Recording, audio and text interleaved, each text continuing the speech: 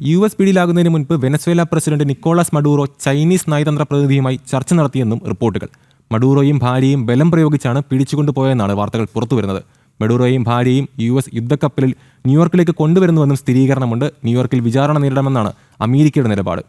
Nicholas Maduro മയക്കുമരുന്ന് mafia തലവനെന്നും Marco Rubio പറഞ്ഞു.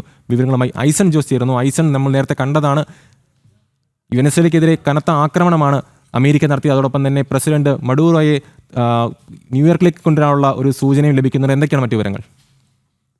അമൽ, മഡൂറോയെ ന്യൂയോർക്കിലേക്ക് അമേരിക്കയുടെ യുദ്ധക്കപ്പലിൽ കൊണ്ടുവരുന്നു എന്ന റിപ്പോർട്ടാണ് ഏറ്റവും പുതിയതായി പുറത്തു വരുന്നത്. നമുക്കറിയാവുന്നതാണ്, കരീബിയൻ കടലിൽ വൻതോതിൽ ഇത്തരത്തിൽ യുദ്ധക്കപ്പലുകൾ വിന്യസിച്ചിരുന്നു. അത് ഏത് യുദ്ധക്കപ്പലിലാണ് കൊണ്ടുവരുന്നത് എന്ന് സംബന്ധിച്ചുള്ള വിശദീകരണങ്ങളൊക്കെ ഇന്ന് ട്രംപിൻ്റെ വാർത്താ സമ്മേളനത്തിൽ, അതായത് നിമിഷങ്ങൾക്കകം നടക്കാനിരിക്കുന്ന ഒരു വാർത്താ സമ്മേളനത്തിൽ നമുക്ക് ലഭ്യമാകുമെന്നാണ് പ്രതീക്ഷിക്കുന്നത്. നിലവിലെ സാഹചര്യത്തിൽ അദ്ദേഹത്തെ, അതായത് നിക്കോളാസ് മഡൂറോയെയും ഭാര്യയെയും അമേരിക്കയിലേക്ക് കൊണ്ടുവരുന്നു. അമേരിക്കയിൽ അവർ വിചാരണ നേരിടണമെന്ന ഒരു നിലപാടാണ് അമേരിക്ക സ്വീകരിച്ചിരിക്കുന്നത്. മാർക്കോ റൂബിയോ ഉൾപ്പെടെ, അതായത് സ്റ്റേറ്റ് സെക്രട്ടറി മാർക്കോ റൂബിയോ ഉൾപ്പെടെ ഈ നിലപാടിലാണുള്ളത്. അദ്ദേഹം പറയുന്നത് ഒരു ഡ്രഗ് കാർട്ടലിൻ്റെ ഒരു തലവനാണ് അദ്ദേഹം. അതായത് നിക്കോളാസ് മഡൂറോ ഒരു രാഷ്ട്രത്തിൻ്റെ പ്രസിഡന്റ് എന്ന നിലയിലല്ല, ഒരു മയക്കുമരുന്ന് മാഫിയയുടെ തലവൻ എന്ന നിലയിൽ തങ്ങൾ വിചാരണ ചെയ്യാൻ പോകുന്നു എന്നൊരു സൂചനയാണ് അദ്ദേഹത്തിൻ്റെ സമൂഹ മാധ്യമ പോസ്റ്റിലൂടെ നമുക്ക് വായിച്ചെടുക്കാൻ സാധിച്ചത്.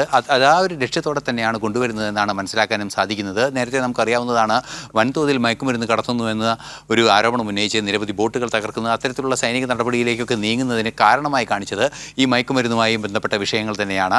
ഇത് സംബന്ധിച്ച് ഏത് രീതിയിലുള്ള ആക്രമണമാണ് അല്ലെങ്കിൽ ഏത് രീതിയിലുള്ള നടപടിയാണ് എന്നത് സംബന്ധിച്ച് ഒരു ഔദ്യോഗികമായ പ്രഖ്യാപനം ഇപ്പോൾ വരുമെന്നും നമുക്ക് മനസ്സിലാക്കാൻ സാധിക്കുന്നുണ്ട്. അതേസമയം മറ്റൊരു ടെലിവിഷൻ ചാനലിനെ ട്രംപ് നൽകിയ ടെലിഫോൺ അഭിമുഖത്തിൽ ടെലിഫോണിൽ സംസാരിച്ചപ്പോൾ അദ്ദേഹം പറഞ്ഞത് നിരവധി ഹെലികോപ്റ്ററുകളും ഫൈറ്റർ ക്രാഫ്റ്റുകളും ഉപയോഗിച്ചു എന്നാണ്. ചില ദൃശ്യങ്ങൾ പുറത്തു വരുന്നതിൽ ബോംബർ വിമാനങ്ങൾ, വലിയ റീഫ്യൂവലിംഗ് വിമാനങ്ങളൊക്കെ വെനസ്വേലയുടെ മുകളിലൂടെ പറക്കുന്ന ദൃശ്യങ്ങളൊക്കെ കാണാനും സാധിക്കുന്നുണ്ട്. അത്തരത്തിൽ വലിയ തോതിലുള്ള സൈനിക നടപടിയാണ് ഉണ്ടായിരിക്കുന്നത് എന്നാണ് മനസ്സിലാക്കാനും സാധിക്കുന്നത്.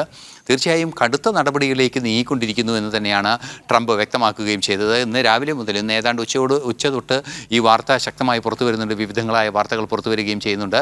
നിലവിലെ സാഹചര്യത്തിൽ ശക്തമായൊരു പ്രതികരണം അന്താരാഷ്ട്ര സമൂഹത്തിൻ്റെ ഭാഗത്തു നിന്നുണ്ടാവുകയും ചെയ്യുന്നുണ്ട്. ഇതിനിടയിലാണ് നേരത്തെ സൂചിപ്പിച്ചതുപോലെ ഒരു ചൈനീസ് നയതന്ത്ര പ്രതിനിധിയുമായി നിക്കോളാസ് മഡൂറോ കൂടിക്കാഴ്ച നടത്തിയ ചില ദൃശ്യങ്ങളെല്ലാം തന്നെ പുറത്തു വരികയും ചെയ്തത്. പക്ഷേ ഏത് രീതിയിലാണ് ചൈനയുടെ ഇടപെടലുണ്ടായത്, ചൈനയുടെ പ്രതികരണം ഉണ്ടായിട്ടുണ്ട് എന്നും മനസ്സിലാക്കാൻ സാധിക്കുന്നുണ്ട്. ചൈനയുടെ ഇടപെടൽ ഏത് രീതിയിലാണ് ഉണ്ടായിട്ടുള്ളത് എന്ന് ഇപ്പോഴും കുറേ കൂടി അവ്യക്തമായി തുടരുകയാണ്.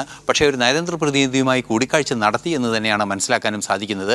ഏത് രീതിയിലാണ് അടുത്ത സംഭവവികാസങ്ങൾ എന്നുള്ളത് കാത്തിരുന്ന് കാണേണ്ടതുണ്ട്. UN സെക്യൂരിറ്റി കൗൺസിൽ യോഗം വിളിക്കണമെന്ന ആവശ്യം റഷ്യ മുന്നോട്ട് വെച്ചിട്ടുണ്ട്. ചൈനയും ആ നിലപാടിനോട് അനുകൂലമായ നിലപാട് സ്വീകരിക്കുമെന്നാണ് അറിയാനും സാധിക്കുന്നത്. തീർച്ചയായും ശക്തമായൊരു നീക്കം തന്നെ ഇതിന് പിന്നിൽ ലോകരാഷ്ട്രങ്ങളുടെ ഭാഗത്തു നിന്നുണ്ടാകുന്നുണ്ട്. ഇന്ന് അല്പസമയത്തിനകം, ഏതാണ്ട് 9:30 ഇന്ത്യൻ സമയം 9:30 ട്രംപ് നടത്തുന്ന ഒരു വാർത്താ സമ്മേളനത്തിൽ ഇത് സംബന്ധിച്ച് കൂടുതൽ വിവരങ്ങൾ ലഭ്യമാക്കാനാകുമെന്നാണ് പ്രതീക്ഷിക്കുകയും ചെയ്യുന്നത്. അമൽ.